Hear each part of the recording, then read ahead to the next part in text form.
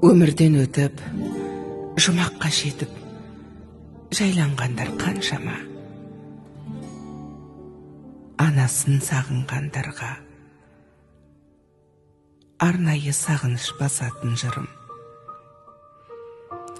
Келмесіне кім қияды анасын, түс көргендей болып пенде қаласың. Анаң ғана мәңгі өмір сүрердей жаулайды екен перзентінің санасын.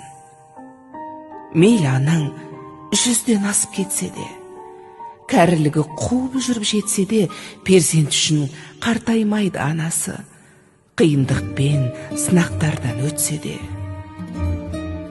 Асыл ана, жүзің нұрлы күн едің, шаңырақтың мерекесі гүл едің, сабырлы едің, қадамы бар салмақты, мейірімге бөлеуші едің жан жақты.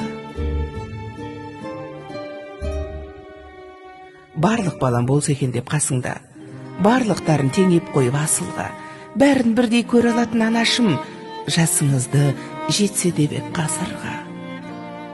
Тазалықты сүйген еді жанындай, таза жүрек қалай тұрсын сағынбай. Сағынамыз, езеуреген кезіңді жүр алмаймыз, бұл тағдырға бағынбай. Кеттің ана, жұмағыңа білеміз, дұға тілеп еске алып жүреміз. Ақ жаулығың исіңізді сіңдірген, соны иіскеп, аңсап кейде жүреміз. Даусың сенің естілгенді жібідік, сол даусыңды іздеп жаным түңілдік. Жадыраған жаның жаздай көрінген, жансыз бейне суретіңе үңілдік.